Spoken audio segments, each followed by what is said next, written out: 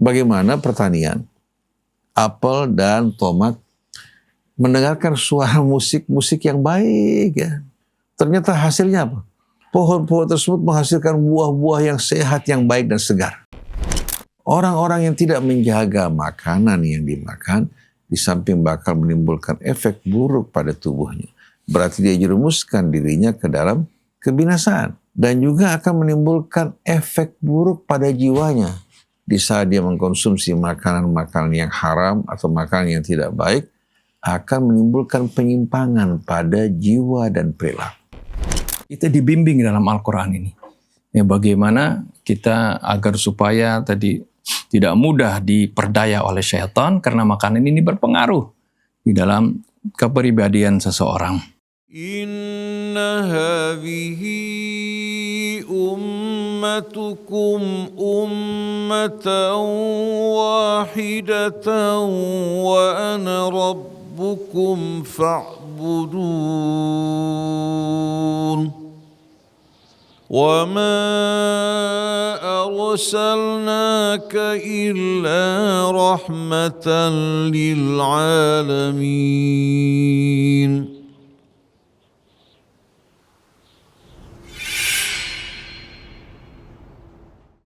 Bismillahirrahmanirrahim. Alhamdulillahirrabbilalamin. Allahumma salli ala Muhammadin wa ali Muhammad. Assalamualaikum warahmatullahi wabarakatuh. Waalaikumsalam warahmatullahi wabarakatuh. Sahabat Ummatan Wahidah dimanapun antum berada, semoga senantiasa dalam lindungan dan rahmat Allah Subhanahu Wa Taala. Alhamdulillah kita berjumpa kembali dalam acara kita Dialog di Bawah Naungan Al-Quran. Sebelum kita mulai dialog ini, mari kita memulai dengan membaca Ummul Quran Surat Al-Fatihah. A'udzu billahi minasy syaithanir rajim. Bismillahirrahmanirrahim. Alhamdulillahi rabbil alamin. Ar-Rahmanir Rahim. Maliki yaumiddin. Iyyaka na'budu wa iyyaka nasta'in. Ihdinas siratal mustaqim. صراط الذين أنعمت عليهم غير المغضوب عليهم ولا الضالين. Amin amin ya rabbal alamin. Sebelum kita mulai majelis ini, jika antum semua mendapatkan manfaat dari channel ini, jangan lupa share, like, dan subscribe. Mbah Ami Hamzah, Hasan lihat info dari Lembaga Kesehatan Dunia bahwa daging olahan seperti sosis, nugget, dan pepperoni dikategorikan sebagai karsinogenik karena dapat meningkatkan resiko kanker jika dikonsumsi secara terus-menerus. Sementara makanan seperti ini sudah menjadi bagian dari gaya hidup anak muda sekarang. Gimana Bah dalam kesehatan dan pandangan Islam? A'udzu billahi minasyaitonir rajim. Bismillahirrahmanirrahim. Alhamdulillahi rabbil alamin. Allahumma salli ala Muhammadin wa ali Muhammad.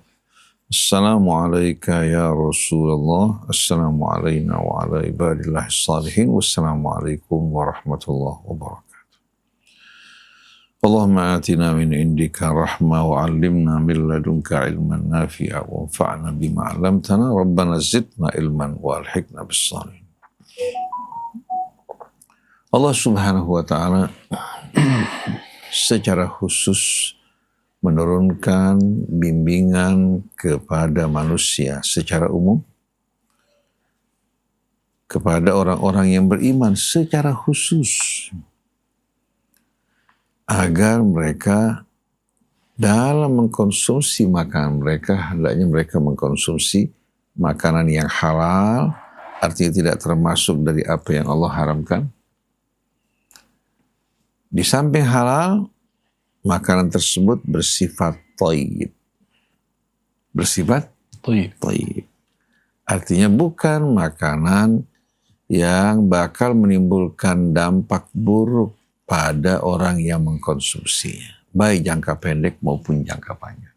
Mengapa Allah Subhanahu wa taala turunkan ayat-ayat secara khusus dalam menerangkan pilihan yang terbaik dalam mengkonsumsi makanan kita? Karena apa yang dimakan manusia ini akan menentukan perilakunya, juga menentukan kesehatan fisiknya. Jadi bukan hanya sekedar kesehatan fisik, jasmani, tapi juga kesehatan batinnya. Orang-orang yang tidak menjaga makanan yang dimakan, di samping bakal menimbulkan efek buruk pada tubuhnya, berarti dia jerumuskan dirinya ke dalam kebinasaan. Dan juga akan menimbulkan efek buruk pada jiwanya. Di saat dia mengkonsumsi makanan-makanan yang haram atau makanan yang tidak baik, akan menimbulkan penyimpangan pada jiwa dan perilaku. Ini diterangkan dalam Al-Quran. Allah berfirman pada ayat 168 dari suratul Baqarah. Mari bersama kita baca. A'udzubillahi minasyaitonirrajim. Ya ayyuhan nas, kulu mimma fil ardi halalan thayyibah. Wahai manusia, makanlah dari apa-apa yang terdapat di bumi ini. Kalian pilih yang halal. Yang halal artinya yang terbebas dari apa? Dari apa-apa yang diharamkan Allah. Di samping halal, kalian memilih juga makanan yang thayyib. Kata thayyib ini kan indah sekali. Mencakup di samping sehat, bermanfaat untuk tubuh kita. Ya. Juga Allah pilihkan yang terbaik. Pilihkan bagi kita yang terbaik. Bukan hanya sekedar rasanya, tapi bukan hanya sekedar aromanya, tapi juga makanan yang akan membawa dampak kebaikan buat dirinya. Oleh karena itu misi Nabi kita Muhammad SAW, sebagaimana yang diperintahkan Allah, yuhillu lahumut thayyibat wa yuharrimu alaihimul khaba'ith. Menghalalkan bagi mereka segala yang thayyib, halal hukumnya. Setiap yang thayyib pasti halal, tapi belum tentu setiap yang halal itu thayyib. Setiap yang thayyib pasti apa? Halal. Tapi belum tentu setiap yang halal itu thayyib. Terkadang dia termasuk dari golongan makan yang halal seperti hewan yang halal. Contohnya kambing, sapi, ayam. Tapi kalau disembelih tanpa menyebutkan nama Allah, dia tidak thayyib. Haram bagi kita untuk kita makan. Bagaimana kita menyembelih hewan yang merupakan milik Allah tanpa kita memohon izin restu dari Allah Subhanahu wa Ta'ala? Padahal semua merupakan manifestasi rahmat Allah, seharusnya kita menyebutkan nama Allah. Oleh karena itu, berkaitan dengan memulai penyembelihan kita dengan menyebutkan nama Allah, disebutkan 3 kali dalam surat Al-An'am. Nanti kita akan bahas. Jadi ya ayuhan nas kulu mimma fil ardi halalan thayyiba. Wahai manusia, ini bukan hanya orang yang beriman. Makanlah dari apa yang terdapat di bumi yang halal, tidak termasuk apa yang diharamkan, dan thayyib. Yang menyehatkan, yang bermanfaat buat tubuh kita, yang tidak menimbulkan dampak negatif. Nah, kalau tadi disebutkan bahwa daging olahan, makan olahan ini ya, mengandung zat-zat unsur-unsur yang berbahaya dan bakal menimbulkan kanser dalam waktu jangka panjang bagi yang mengkonsumsinya, orang yang beriman demi kesehatan tubuh mereka yang merupakan amanat Allah, demi juga mereka dapat menjalankan tugas mereka dengan baik, mereka akan menghindar dari makan semacam ini. Nah, kalau sampai terkena penyakit akibat dia mengkonsumsi makanan tersebut, maka jangan salahkan Allah. Itu akibat yang harus ditanggung. Dan dia juga berdosa. Kenapa? Karena menjerumuskan dirinya ke dalam hal-hal yang berbahaya. Padahal Allah mengatakan, wala tulqu biaidikum ila tahlukah jiwa. Seperti orang yang merokok. Karena rokok nggak disebutkan dalam Al-Quran, mereka menganggapnya halal. Padahal rokok ini mengandung beberapa ilat pengharaman, diantaranya menghambur-hamburkan harta bukan pada tempatnya. Ini merupakan karakter syaitan. Dan syaitan merupakan musuh bagi Allah. Wala tubadzir tabdzira innal mubadzirina kanu ikhwana syayatin. Wa kana syaitan li rabbih kafura. Juga menjerumuskan orang ke dalam kebinasaan. Wala tulqu biaidikum ila tahlukah. Yang ketiga, berbuat kezaliman bagi perokok pasif. Dia nggak merokok tapi terkena dampak dari rokok. Termasuk istri, anak juga dalam kandungan pada saat hamil, suami merokok. Ini termasuk kezaliman yang kita jumpai akibat dari rokok. Satu ilat saja sudah membawa pada pengharaman. Jadi mereka mengatakan bahwa rokok yang disebutkan dalam Al-Quran pengharamannya, apakah Quran harus memuat segala sesuatu yang dihalalkan maupun diharamkan? Tidak, cukup dengan keterangan secara global. Orang bisa memasukkan ini masuk dalam lajur yang halal, ini masuk dalam lajur yang haram. Allah berikan lajur-lajurnya kepada kita semuanya. Ya ayuhan nasu kulu mimma fil ardi halalan thayyiba. Kemudian wala tattabi'u khutuwatis syaitan innahu lakum aduwwum mubin. Jangan kalian ikuti langkah-langkah syaitan karena dia musuh yang nyata bagi kalian. Dosa pertama yang dilakukan manusia, makan makanan yang diharamkan Allah. Akhirnya auratnya tersingkap, dari tempat mulia turun ke bumi akibat dari makanan yang dilarang. Dan ini juga merupakan sunnatullah yang akan berlaku dalam kehidupan kita. Begitu orang mengkonsumsi makanan yang diharamkan Allah, makanan yang tidak thayyib, itu akan menimbulkan dampak-dampak yang buruk dalam kehidupan kita. Oleh karena itu, kalau seandainya orang makan yang tidak sehat, mulai dia kembung, buang air muntah-muntah, itu baru peringatan. Peringatan bahwa makanan tidak sehat. Cari makanan yang sehat buat diri kamu agar kamu dapat menjalankan amanat Allah dengan sebaik-baiknya. Nah, syaitan kalau ingin menyesatkan manusia, orang yang taat, yang soleh, beribadah, jauh dari maksiat, dia nggak bisa mengajak orang tersebut langsung berbuat maksiat. Disuruh atau dianjurkan mengkonsumsi makanan yang haram. Makanan yang tidak baik. Begitu masuk makanan yang tidak baik ke dalam tubuhnya, berpengaruh terhadap jiwanya, nah, dari sana syaitan mulai menarik dirinya untuk mengikuti bujuk rayu dan was-wasnya. Akhirnya yang tidak suka berzina, mulai suka berzina. Yang tidak suka berbuat bejat, melakukan kebejatan. Yang tidak melakukan korupsi, karena makanan yang haram masuk ke dalam tubuhnya, mulai melakukan tindakan korupsi. Oleh karena itu banyak ulama-ulama yang tadinya baik-baik, begitu mulai mengkonsumsi yang haram berubah sifatnya. Yang tadinya lurus baik, begitu mulai jadi wakil rakyat, jadi pejabat, makan dari yang haram, rusak mentalnya dan ucapannya menyimpang. Oleh karena itu Allah berfirman pada ayat berikutnya, innama ya'murukum bis-su'i wal fahsya'i wa an taqulu 'alallahi ma la ta'lamun.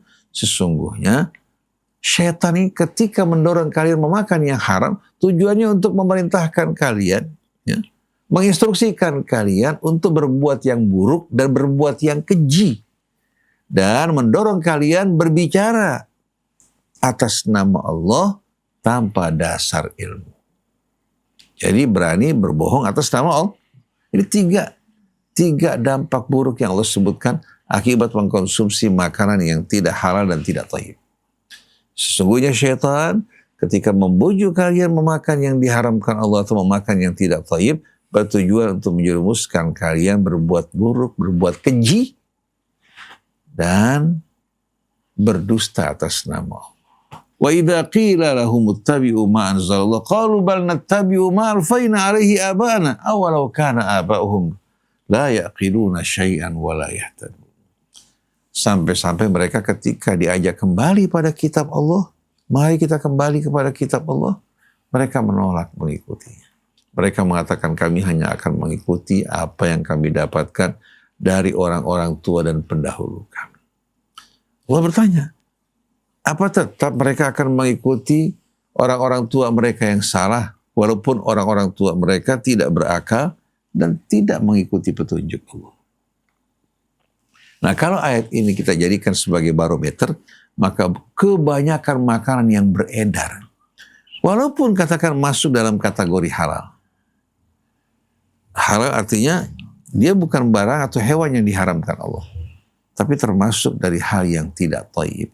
Baik penyembelihannya, atau dalam usaha untuk mendapatkannya, atau mengandung unsur-unsur yang berbahaya buat kesehatan manusia. Jadi bukan hanya yang haram yang dilarang, yang tidak thayyib pun diharamkan bagi kita semuanya. Oleh karena itu hendaknya kita dalam mengkonsumsi makanan memilih-milih. Kalau kita makan sembelihan, sebaiknya kita menyaksikan penyembelihannya dengan menyebutkan nama Allah yang akan membuat makanan tersebut menjadi thayyib. Kemudian hendaknya kita memilih juga makanan yang sehat, yang tidak mengandung unsur-unsur kimia berbahaya pada makanan tersebut. Oleh karena itu kalau kita memilih ayam kampung dan ayam negeri, pilih ayam kampung yang sehat. Atau ayam negeri yang diberikan makanan organik, itu akan lebih baik daripada ayam negeri ya, yang mengandung unsur-unsur kimia dengan tujuan untuk membuatnya lahap makan dan membesarkan dirinya. Maka bahan-bahan tersebut pasti apa?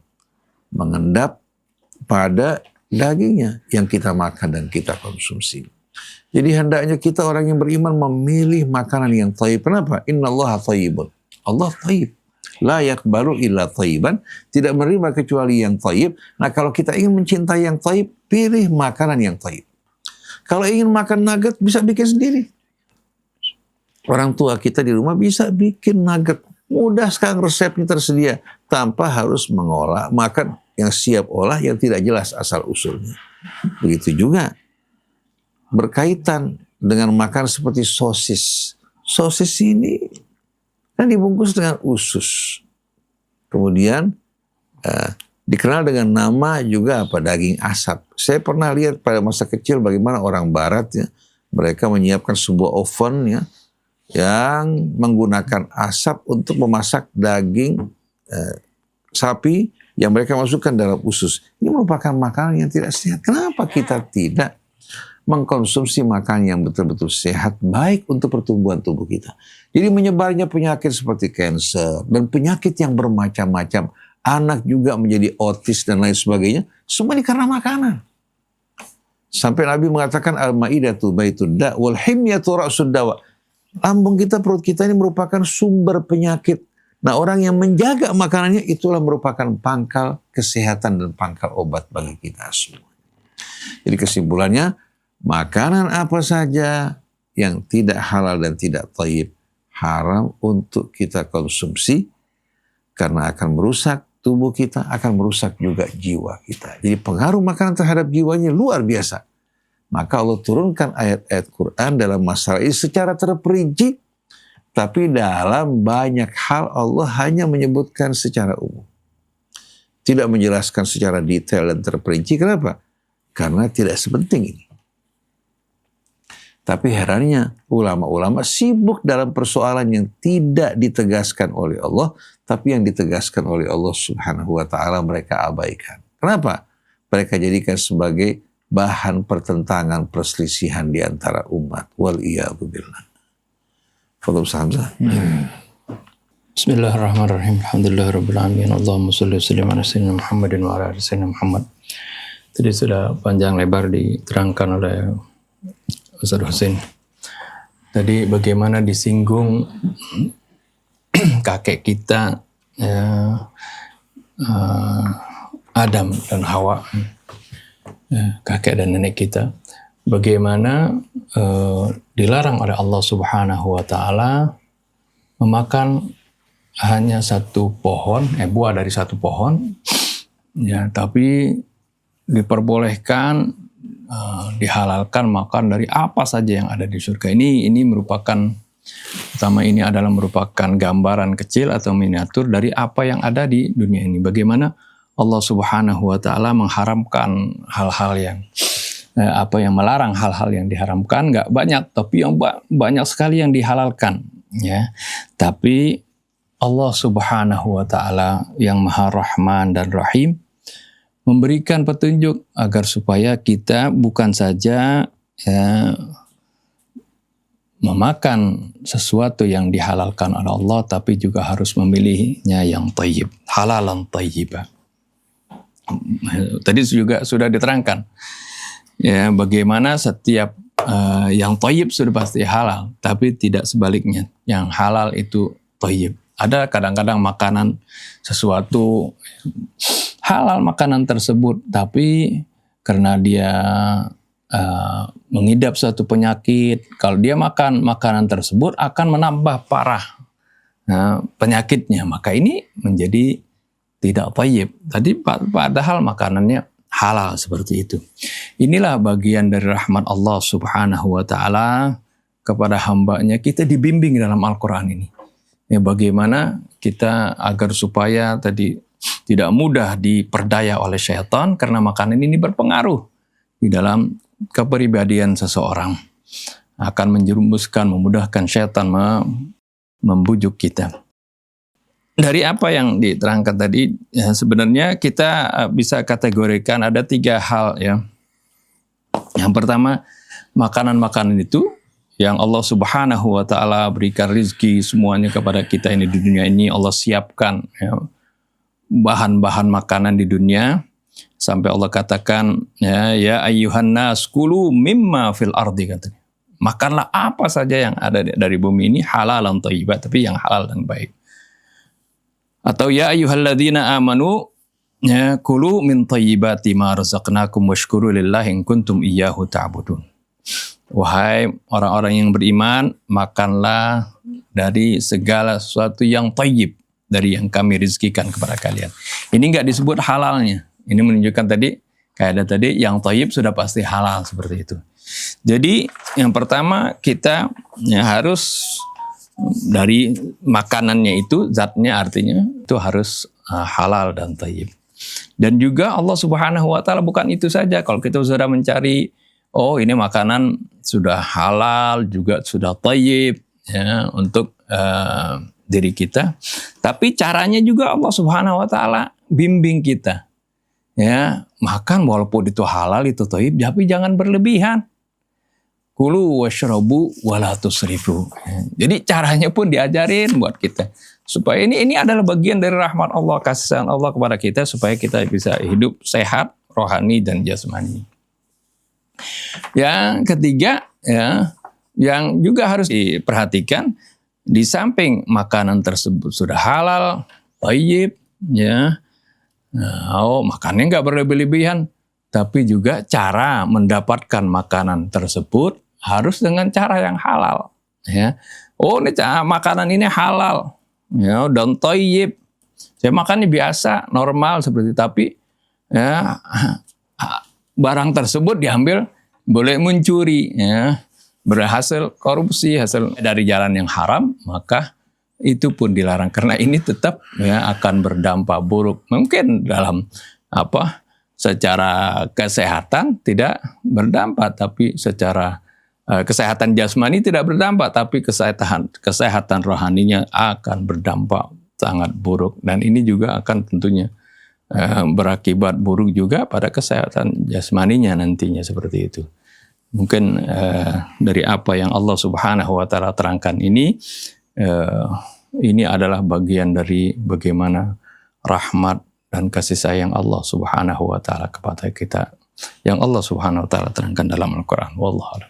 Bapak dan Ami Hamzah, Ali mau nanya berkaitan dengan mengucapkan basmalah pada saat penyembelihan. Apakah itu wajib atau sunnah, dan bagaimana makanan yang tidak disebutkan nama Allah pada saat penyembelihan? A'udzubillahi minasyaitonirrajim. Bismillahirrahmanirrahim. Alhamdulillahirabbil alamin. Allahumma shalli ala Muhammadin wa ali Muhammad. Rabbana zidna ilman wa alhiqna bis-shalihin. Kita semua manusia, apa yang dikonsumsi oleh manusia, semua yang terdapat di alam ini merupakan manifestasi dari rahmat Allah Subhanahu wa Ta'ala.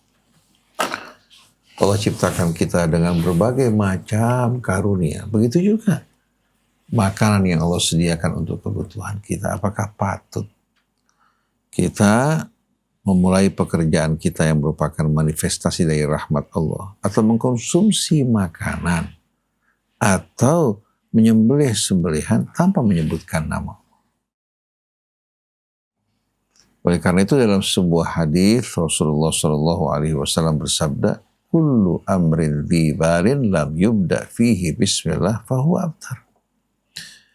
Tiap perkara yang bermakna, yang penting, apabila tidak dimulai dengan menyebutkan nama Allah, maka dia terputus hubungannya dari Allah. Allah tidak ada hubungan dengan amal tersebut. Dia tidak akan mendapatkan dukungan, rahmat, bantuan, ya, kemudahan dari Allah. Silakan kamu lakukan dengan usahamu. Nah, berkaitan dengan menyebutkan nama Allah pada saat penyembelihan, begitu juga pada saat makan. Itu merupakan hal yang ditekankan dalam Al-Quran, bahkan disebutkan secara terperinci berulang kali.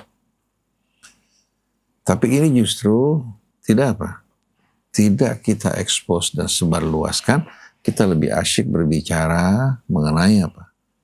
Kunut dan tidak kunut, membaca basmalah ya, dengan sir atau meletakkan tangan di sini. Yang kalau kita perhatikan, efek terhadap kehidupan kita nggak ada sama sekali. Malah memperdebatkannya menimbulkan hati ini menjadi keras dan gersang. Nah, kita dapat ikuti langsung dalam surah Al-An'am ayat 118. Suratul An'am ini merupakan surah Makkiyah yang diturunkan pada permulaan dakwah Nabi. Artinya bukan surah yang diturunkan di Madinah atau masa periode Rasulullah di Mekah pada masa akhir, tidak. Tapi pada permulaan periode dakwah. Ini menegaskan bagaimana Allah Subhanahu wa taala mementingkan hal ini bagi kita orang yang beriman. Allah berfirman pada ayat 118 suratul An'am, "Fakulu mimma dzukira smullahi alaihi in kuntum bi ayatihi mu'minin." Makanlah kalian dari apa-apa yang ketika penyembelihannya disebutkan nama Allah padanya, kalau kalian mengaku sebagai orang-orang yang beriman kepada ayat-ayat Allah. Jadi menyebutkan nama Allah dikaitkan dengan keimanan. Berarti kalau tidak menyebutkan nama Allah Subhanahu wa taala dengan kesengajaan, orang tersebut manfiyul iman. Itu binasul Quran. Kalau kalian beriman kepada ayat Allah, maka makanlah pada saat penyembelihannya menyebutkan nama Allah. Itu jelas. Kalau tadi dalam bentuk perintah, sekarang dalam bentuk pertanyaan dari Allah. Wa ma lakum alla ta'kulu mimma dzukira smullahi alaihi. Ini kelanjutan ayat tadi 119. Apa yang menghalangi kalian untuk makan dari apa yang telah disebutkan nama Allah pada saat penyembelihan? Wa qad fassala lakum ma harrama alaikum illa ma turirtum ilaih. Padahal Allah telah merincikan bagi kalian apa yang Allah haramkan atas kalian kecuali pada saat darurat. Kalau kita makan sesuatu yang belum disebutkan nama Allah pada saat penyembelihannya, sama dengan bangkai. Sama dengan bangkai. Sebagaimana dalam suratul Maidah pada ayat 3 kita lihat. Hurrimat alaikumul maitatu wadamu walahmul khizir wa ma uhilla li ghairillahi bih wal munkhaniqatu wal mawqudatu wal mutaraddiyatu wan natihatu wa ma akala sabu illa ma dzakaitum. Allah haramkan semua jenis bangkai ini. Yang mati tertanduk, yang mati terjatuh, ya, atau yang mati tercekik, atau yang mati karena dipentung kepalanya. Selagi mati karena sebab tersebut haram untuk kita makan, kecuali yang sempat kita sembelih dengan menyebutkan nama Allah, baru halal. Jadi kalau kita mengkonsumsi makanan yang tidak disebutkan nama Allah Subhanahu wa taala, dia tidak halal, tidak thayyib, dan kedudukannya sama dengan orang memakan bangkai. Jadi wa ma lakum alla ta'kulu mimma dzukira smullahi alaih. Mengapa kalian tidak memakan makanan maksudnya dari hewan yang telah disebutkan nama Allah padanya? Wa qad fassala lakum ma harrama alaikum illa ma turirtum ilaih. Padahal Allah telah merincikan bagi kalian apa yang Allah haramkan bagi kalian, kecuali kalau kalian terpaksa dimaafkan oleh Allah.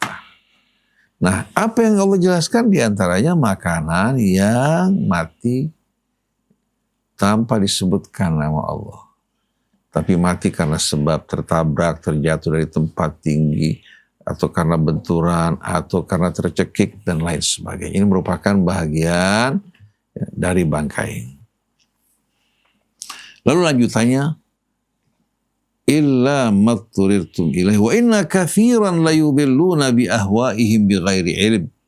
Dan sesungguhnya kebanyakan manusia ini berupaya untuk menyesatkan dengan hawa nafsu mereka tanpa dasar ilmu. Gampangkan masalah ini, cuma sekedar bacaan aja kok, kata-kata saja. Allah jelaskan bahwa kebanyakan manusia berupaya menyesatkan sesama mereka dengan hawa nafsu mereka tanpa dasar ilmu. Inna rabbaka huwa a'lamu bil mu'tadin. Sesungguhnya Allah Maha mengetahui orang yang melampaui batas. Nah, kelanjutannya lihat. Hubungan antara makanan dan jiwa kita. Wa dharu zahiral itsmi wa batinah. Tinggalkan, jauhkan semua dosa-dosa yang nampak maupun yang batin, yang tersembunyi.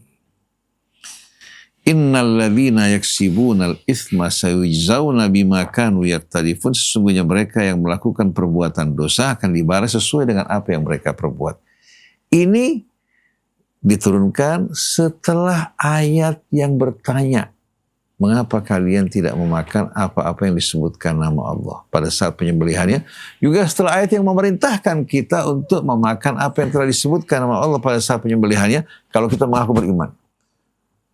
Berarti ada hubungannya kan dengan ayat sebelum. Nah sekarang lihat ayat berikutnya. Kalau tadinya dimulai dengan perintah kemudian pertanyaan, yang ketiga, wala ta'kulu mimma lam yudhkar ismullahi alaih. Jangan sekali-kali kalian memakan sesuatu yang belum disebutkan nama Allah padanya. Wa innahu lafisq. Allah gunakan taukid. Sesungguhnya dia adalah perbuatan fasik, menggunakan dua taukid. Pertama inna, yang kedua lam taukid. Wa innahu lafisq. Kemudian wa inna syayatina la yuhuna ila awliyaihim liyujadilukum wa in ata'tumuhum innakum la musyrikun. Sesungguhnya syaitan mereka mengirimkan wahyu mereka, bisikan mereka kepada sekutu-sekutu mereka dari kalangan manusia ini untuk mendebat kalian. Ini masalah kecil, cuma sebatas kata-kata. Yang penting kan hati kita beriman pada Allah. Jadi sesungguhnya syaitan memberikan bisikan atau wahyu kepada sekutu-sekutunya untuk membantah, mendebat kalian. Wa in ata'tumuhum innakum la musyrikun. Kalau kalian taati mereka, sesungguhnya kalian orang-orang musyrik. Ini penegasan dari Allah. Lalu ayat berikutnya coba kita lihat. Awaman kana maitan fahyainahu wa ja'alna lahu nuran yamshi bihi fin nasi kaman mathaluhu fid dhulumati laisa bi kharijin minha kadzalika zuyyina lil kafirina ma kanu ya'malun. Apakah sama orang yang mati yang dalam keadaan mait? Kata maitan beda dengan mayit. Kalau mayit orang yang hidup tapi akan mati. Kalau maitan itu bangkai. Apakah sama ya orang yang dalam keadaan mati, membangkai. Kemudian kami hidupkan. Kami berikan dia penerangan cahaya. Dengan penerangan tersebut dia berjalan di tengah-tengah manusia, di tengah-tengah kegelapan. Sama nggak dengan orang yang berada dalam kegelapan? Orang yang dalam keadaan hidup. Setelah Allah hidupkan dirinya, maksudnya jiwanya. Kemudian berjalan dengan bimbingan Allah, petunjuk yang menerangi kehidupan dalam kegelapan. Sama tidak dengan orang yang tidak pernah keluar dari kegelapan. Kadzalika zuyyina lil kafirina ma kanu ya'malun. Demikianlah dihiasi bagi orang-orang kafir apa-apa yang mereka perbuat dari keburukan-keburukan amal mereka, syaitan menghiasi menjadi indah. Nah kira-kira dengan ketiga ayat ya yang menegaskan kita untuk menyebutkan nama Allah pada saat penyembelihannya, ini masalah sepele bukan?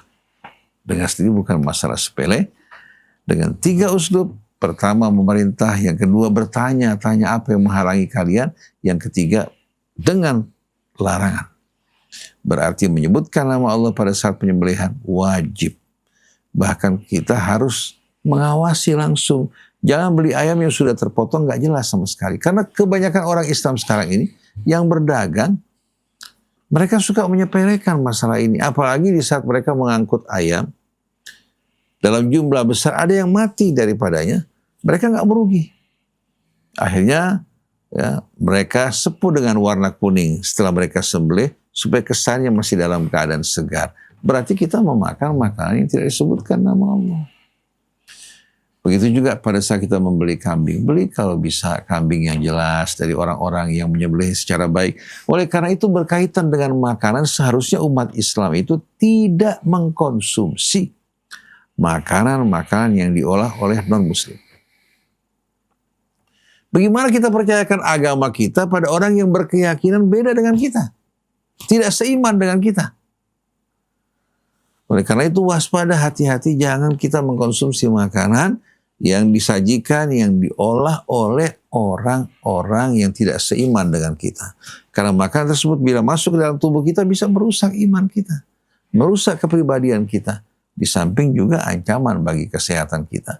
Tapi di Indonesia saya lihat para konsumen ini amat tidak berhati-hati. Beda dengan di Malaysia. Beda dengan Singapura bahkan. Di Singapura, kalau seorang katakan masuk ke restoran non-muslim, lalu pemilik restorannya membiarkan dia makan, dia tidak tahu, bisa dikenakan hukuman. Kita di airport, kalau kita masuk ke tempat, katakan orang yang dagang telur, dagang apa, yang tersaji, kita tanya, halal tidak? Oh, no halal. Ditunjukkan tempatnya halal. Dan dia nggak berani sajikan buat kita. Tapi sekarang akan masuk, diantaranya saya dengar, hewan-hewan potong ke Indonesia yang tidak lagi butuh sertifikat halal. Melainkan dengan fatwa dari Donald Trump. Fatwa Donald Trump yang akan diterima. Oleh karena itu, hendaknya kita kaum muslimin berhati-hati. Makan sapi lokal atau sapi yang datang dari luar tapi yang disembelih oleh orang-orang kita. Dan biasakan untuk tidak mengkonsumsi makanan-makanan yang disajikan oleh orang-orang di luar Islam. Sekarang mereka juga banyak akal. Ada restoran mengatakan tidak terdapat babi, tidak terdapat lemak babi. Tapi bukan berarti makanannya halal, karena penyembelihannya tidak memenuhi persyaratan. Apalagi datang dari orang yang tidak seiman dengan kita. Dalam urusan lain kita bisa kerjasama. Yang halal, kita bisa kerjasama. Tapi dalam soal makanan, ini menyangkut jiwa kita, perilaku kita, berhati-hati. Jadi bukan hanya makanannya dari hewan yang dihalalkan Allah, tapi penyembelihannya menentukan makanan ini baik dan tidak baik buat kita semuanya. Mudah-mudahan bermanfaat bagi kita semuanya. Bismillahirrahmanirrahim. Allahumma shalli ala sayyidina Muhammadin wa ala sayyidina Muhammad. Mengenai makanan ini ya sudah terangkan tadi bagaimana pentingnya kita makan makanan yang halal. Bukan saja yang halal ya, karena ya, ada makanan yang halal ya, yaitu dari hewan-hewan yang hewan-hewan ternak yang bernyawa ketika disembelihnya tidak menyebut nama Allah. Itu menjadi haram. Haramnya bukan karena zatnya, ya. Itu haram ya karena caranya kita menyembelih hewan tersebut. Oleh karena itu, ketika Allah Subhanahu wa taala menerangkan dalam surah Al-An'am, ya, dalam rangkaian hal-hal yang diharamkan oleh Allah Subhanahu wa taala, Allah Subhanahu wa taala berfirman, ba'da an a'udzubillahi minasyaitonir rajim, "Qul la ajidu fima uhiya ilayya muharraman 'ala ta'imin yat'amuhu illa an yakuna maitatan aw daman masfuha aw lahma khinzir fa innahu rijsun."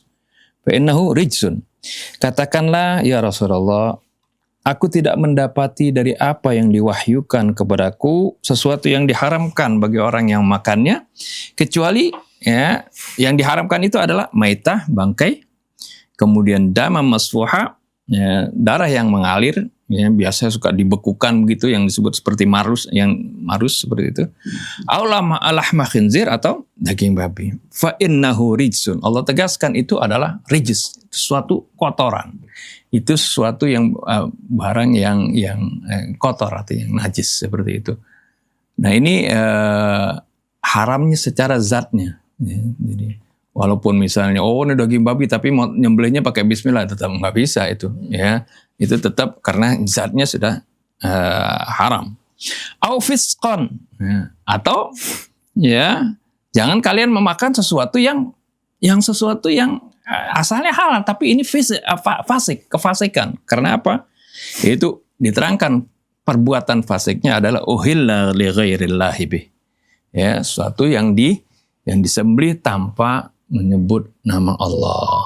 Nah, ini yang tidak dengan bismillah tadi. Ini kenapa sih makanan kan udah Allah bilang halal, kok mesti menyebut nama Allah? Ini adalah merupakan perintah Allah untuk bagaimana kita ini berterima kasih, bersyukur kepada Allah Subhanahu wa taala.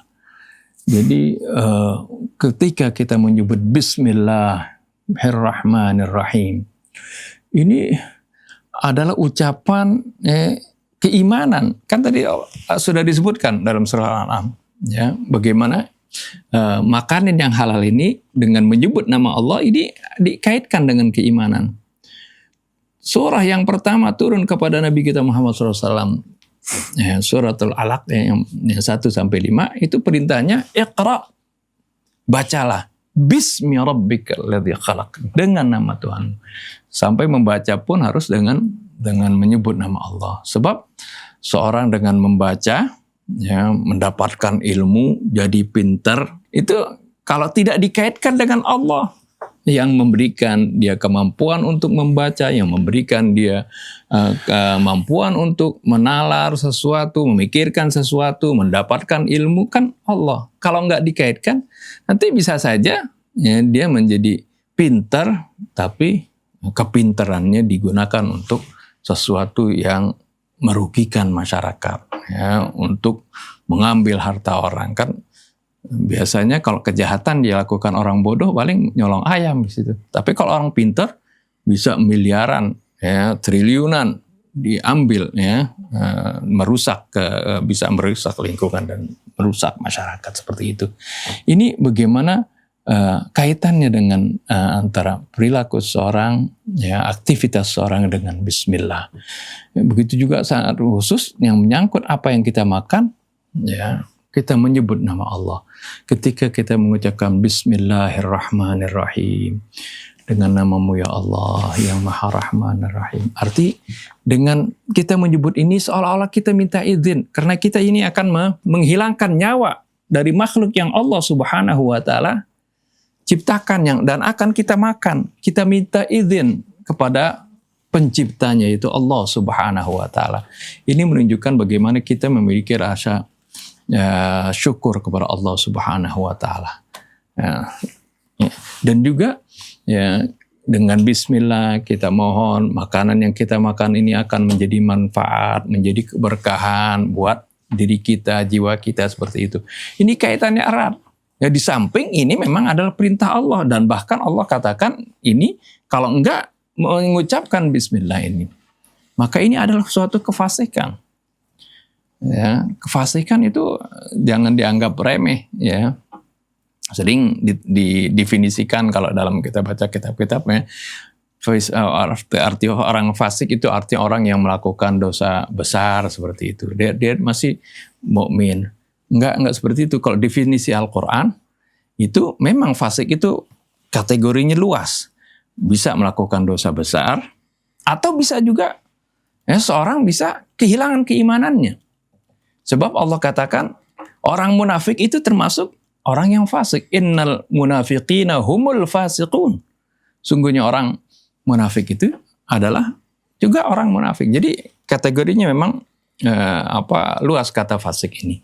Nah, ini oleh karena itu Allah Subhanahu wa Ta'ala sudah ingatkan berkali-kali bagaimana yang diharamkan oleh Allah di dalam surah Al-An'am, baik itu yang diharamkan, ada yang diharamkan secara zatnya, ada juga yang diharamkan secara praktek penyembelihannya. Sesuatu atau binatang ternak yang halal, ya, ketika dia disembelih bukan dengan nama Allah, ada yang disembelih karena menyebut nama berhala seperti itu, atau nama-nama yang lainnya seperti itu.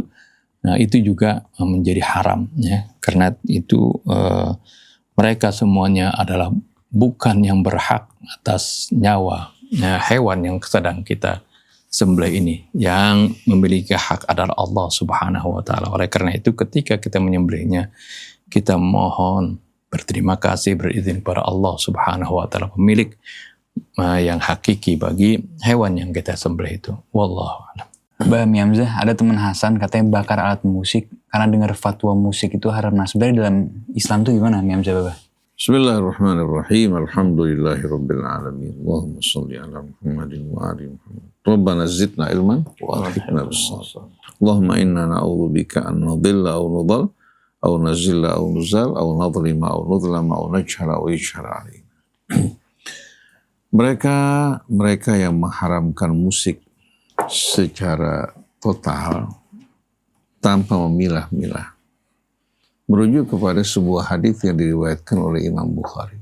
La yakunanna min ummati aqwamun yastahilluna al-hira wal harir wal khamra wal ma'azif. Akan datang nanti di antara umatku kaum-kaum yang menghalalkan al-hira itu perzinahan.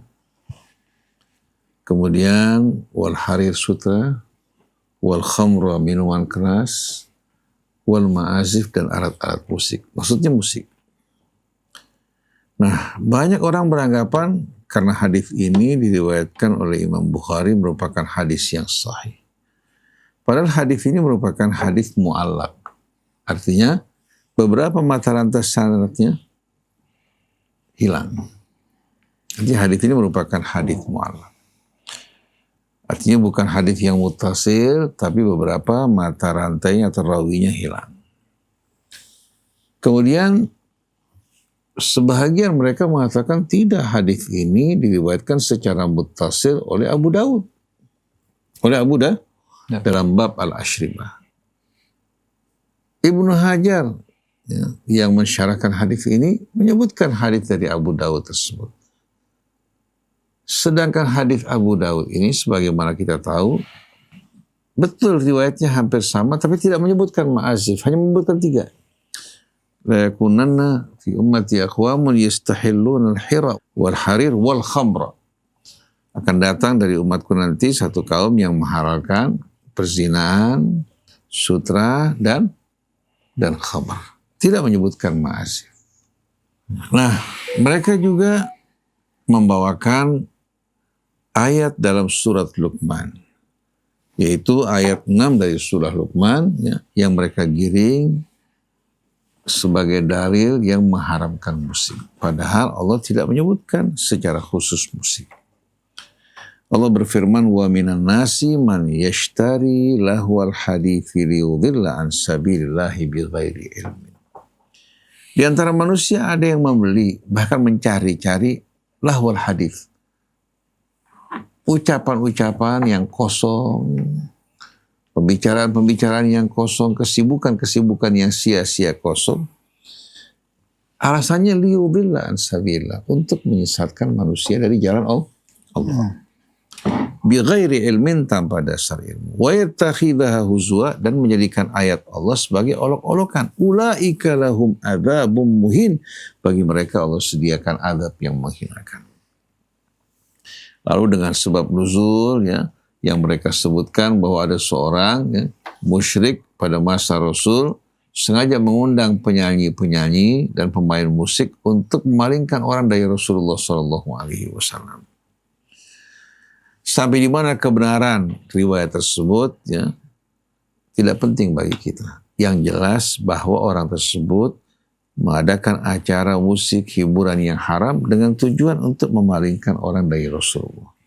Sesuai dengan ayat ini, illatnya liyudhilla an sabilillah, untuk menyesatkan manusia dari jalan Allah. Ini bukan hanya musik. Acara-acara hiburan, musik, atau katakan lawakan-lawakan komedi-komedi.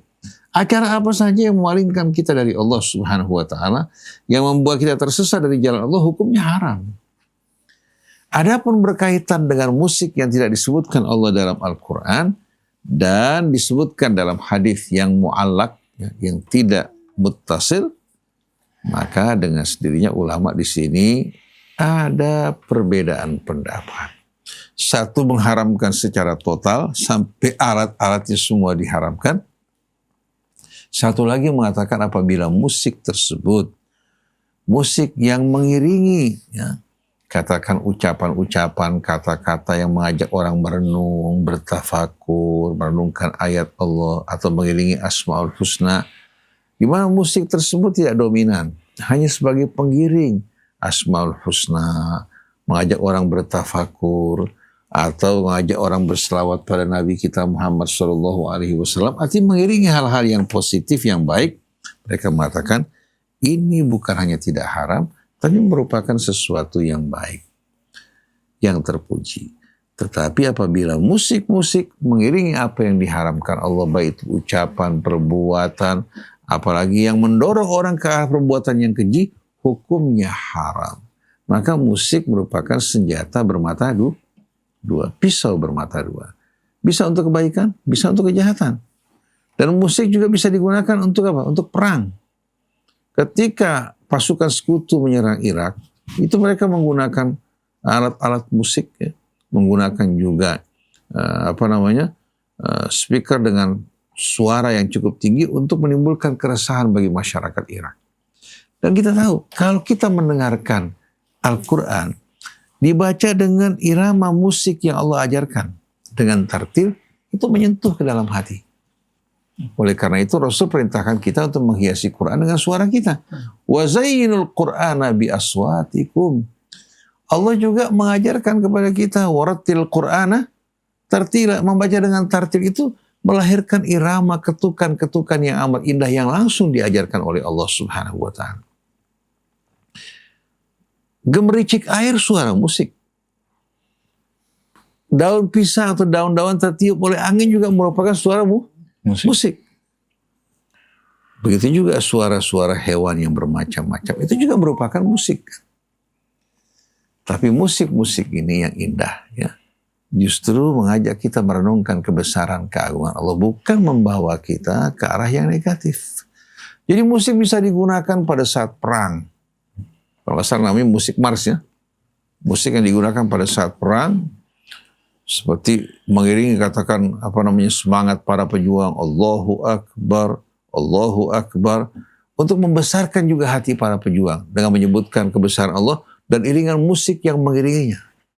Sebagaimana bisa menghanyutkan kita, membuat kita lupa, membuat wanita-wanita bergoyang tanpa rasa malu-malu, menampakkan gerakan-gerakan tubuh yang menampilkan hiasan-hiasan tubuhnya, hukumnya haram.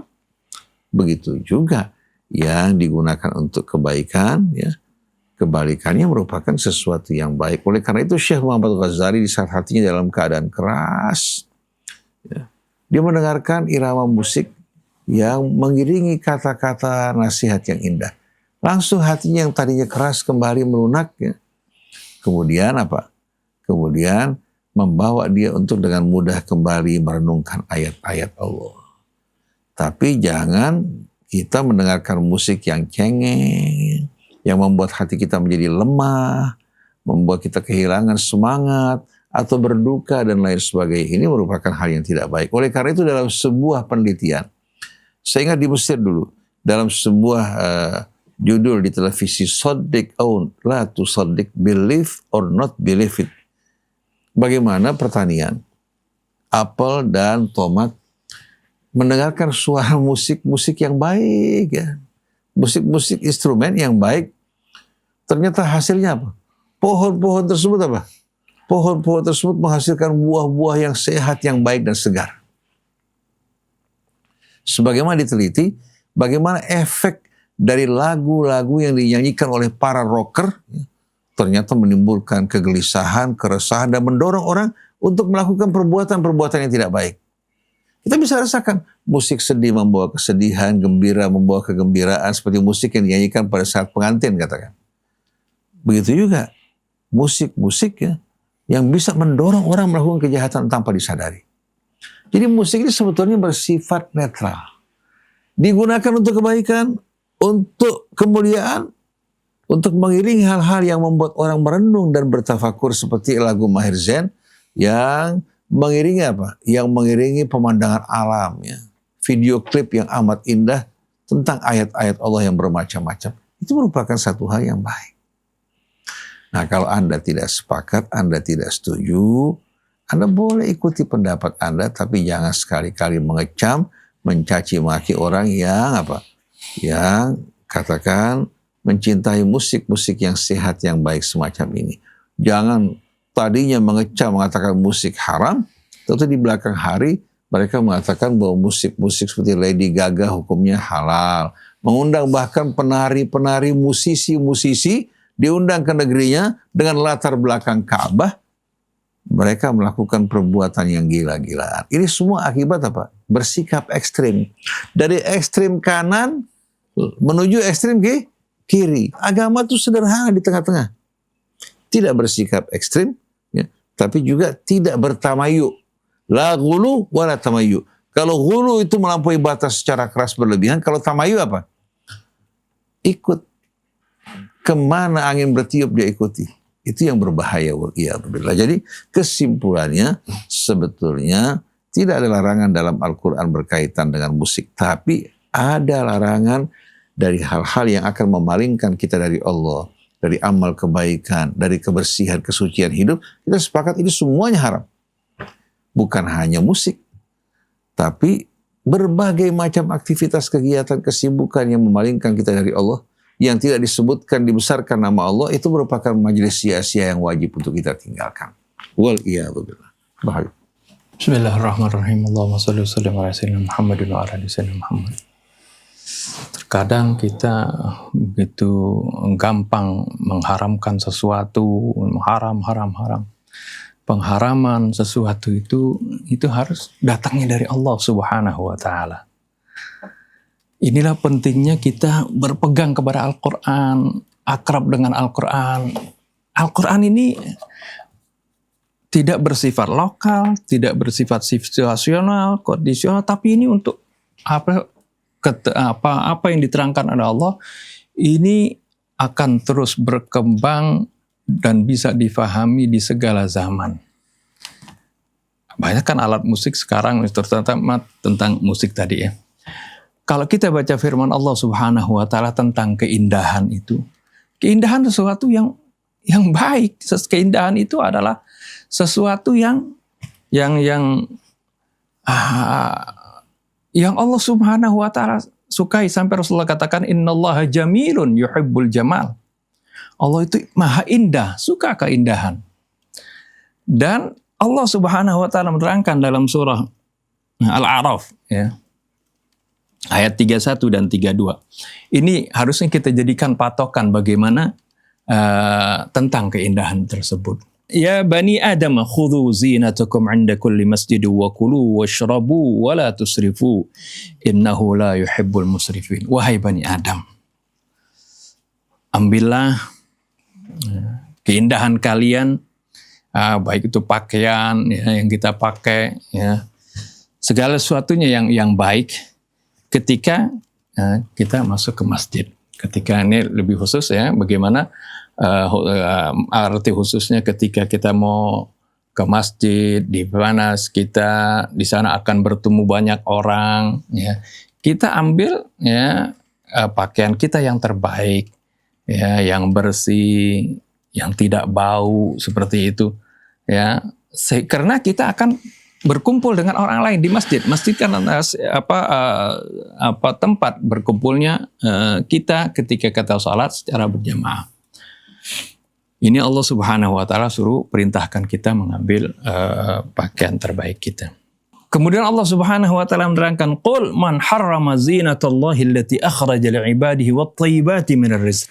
Katakanlah ya Rasulullah, siapa yang berani mengharamkan ya, perhiasan yang Allah, keindahan ya, yang Allah Subhanahu wa taala keluarkan untuk hamba-hambanya. Wat-thayyibati minar rizq, dan rizki-rizki yang baik, yang thayyib ya. Nah, ini pertanyaan dari Allah. Sekaligus larangan, siapa yang berani mengharam? Karena hak mengharamkan itu hak prerogatif Allah Subhanahu wa taala. Sampai suatu ketika Rasulullah SAW ya, ketika tidak mau minum madu yang nanti disuguhkan oleh Zainab dalam surah At-Tahrim, langsung ditegur oleh Allah Subhanahu wa taala. Walaupun Rasulullah sebenarnya bukan mau mengharamkan, maksudnya menjaga ini perasaan istrinya. Langsung diingatkan karena hak mengharamkan adalah hak Allah. Ya ayyuhan nabiyyu lima tuharrimu ma ahallallahu laka tabtaghi mardhata azwajik. Wahai Nabi, kenapa kamu mengharamkan apa yang Allah haramkan? Karena menginginkan ingin menyenangkan, mengharapkan keridhaan istri-istrimu, artinya menyenangkan istri-istrimu. Nah di sini Allah menerangkan, qul, katakanlah, man harrama zinatallahi allati akhraja li'ibadihi wat-thayyibati minar rizq. Katakanlah ya Rasulullah, siapa yang berani mengharamkan ya, keindahan yang Allah Subhanahu wa taala keluarkan untuk hamba-hambanya dan hal-hal yang baik daripada rezeki. Ya. Jadi jangan gampang-gampang mengharamkan seperti itu. Qul hiya lilladzina amanu fil hayatid dunya khalisatan yaumal qiyamah. Keindahan itu, kebaikan itu Allah katakan adalah untuk orang-orang yang beriman. Fil hayatid dunya, di dunia ini. Artinya orang beriman mau apa? Mendapatkan keindahan, ya, suatu yang baik, itu hak mereka. Ya, juga di sini orang yang kalau ini Allah katakan kemudian khalisatan yaumal qiyamah. Tapi juga keindahan ini nanti mereka juga akan mendapatkannya khusus di hari kiamat. Ya, kalimat sebelumnya mengandung isyarat ya keindahan itu bisa juga dinikmati oleh orang-orang yang tidak beriman di dunia. Tapi di akhirat tidak akan mereka dapatkan. Itu hanya khusus khalisatan yaumal qiyamah. Itu khusus buat kaum yang beriman di hari kiamat. Seperti itu. Kadzalika nufassilul ayati liqaumin ya'lamun. Demikianlah kami rincikan ayat-ayat tersebut bagi orang-orang yang mengerti. Jadi dari sini bagaimana ya musik, ya, karya seni itu adalah suatu keindahan. Itu adalah keindahan. Termasuk ya keindahannya kan macam-macam. Oh kan ini alatnya tapi alatnya haram. Rasulullah SAW pernah memuji sahabatnya Abdullah bin Mas'ud karena suaranya bagus. Rasulullah katakan laqad utita mizmaran min mazamiri ali Daud. Sungguhnya engkau telah diberikan mizmar. Itu kan mizmar secara fisik itu mizmar sebenarnya itu adalah seruling. Seruling kan alat musik. Tapi maksudnya di sini adalah pita suara. Ya, seperti pita suaranya Nabi Daud. Jadi, tapi Rasul gambarkan mizmar. Mizmar itu biasa kan alat musik kan seperti itu. Masa Rasulullah mencontohkan dengan sesuatu yang diharamkan. Ya, alat itu adalah netral. Ya. Dan ketika kita ketuk atau kita petik menghasilkan sesuatu, ini adalah bagian dari ciptaan Allah Subhanahu wa taala. Ini adalah bagian dari zinatullah. Ya, keindahan ini adalah sesuatu yang Allah Subhanahu wa taala cintai. Ya, jadi tidak asalnya ini netral, ini sesuatu yang baik, sesuatu yang bagus. Nah, ketika digunakan untuk yang diharamkan oleh Allah, seperti tadi dalam surah Luqman, liyudillan nas liyudilla an sabilillah, digunakan untuk menyesatkan orang, ya, dari jalan Allah, dibikin orang lalai, meninggalkan sholat dan sebagainya, ya, dibikin orang kemudian terlena, kemudian meninggalkan kewajiban-kewajiban dan bahkan melakukan hal-hal yang diharamkan oleh Allah Subhanahu wa taala. Itu yang membuat hal tadi yang asalnya netral, yang asalnya baik menjadi haram. Seperti itu. Begitu juga sama seperti karya seni. Ini harus difahami, karya seni. Seperti misalnya seorang membuat, katanya nggak boleh kita bikin gambar. Dulu sebelum saya fokus kepada bagaimana kita fokuskan kepada pemahaman Al-Quran, kepada keterangan Al-Quran, bingung. Karena kalau baca riwayat-riwayat hadis keterangan ulama tentang diharamkannya menggambar itu, menggambar suatu bernyawa, ini pendapatnya simpang siur. Sampai potret, kata, potret itu haram, nggak boleh. Pajang potret. Karena ini nanti diadab pada Allah Subhanahu wa taala, kita suruh menciptakan nyawa untuk gambar yang bernyawa tadi. Bingung keterangan seperti itu. Padahal ini adalah bagian dari karya seni. Bagaimana sekarang ini, ya, kalau tidak ada, kalau dulu kan dengan lukis. Sekarang ini lebih hebat lagi dari lukis, yaitu gambar film seperti sekarang ini. Kita bisa nonton seperti ini. Ada kan bentuknya seperti manusia, persis seperti itu. Kalau ini kita hanya terpaku kepada haram, nggak boleh menggambar yang bernyawa seperti itu, maka nggak ada karya seni di dalam Islam. Ya, seperti sampai film pun, foto pun bisa haram seperti itu. Tapi kalau kita ngacunya kepada Al-Quran, karena Al-Quran itu untuk segala zaman. Dan Al-Quran, Allah kan tahu nih firman Allah. Ini adalah ilmu Allah. Allah tahu nanti bagaimana kemampuan manusia dalam menciptakan karya seni ini. Seni fotografi, seni video, seperti itu. Ini begitu dahsyat. Bahkan nanti bukan itu saja, robot mirip dengan manusia seperti itu. Apakah Allah nggak tahu? Allah tahu. Oleh karena itu, ketika suatu keindahan itu hal yang biasa, tidak diharamkan. Tapi ketika keindahan tersebut, ya seperti contohnya patung, ketika patung itu disembah, maka itu haram.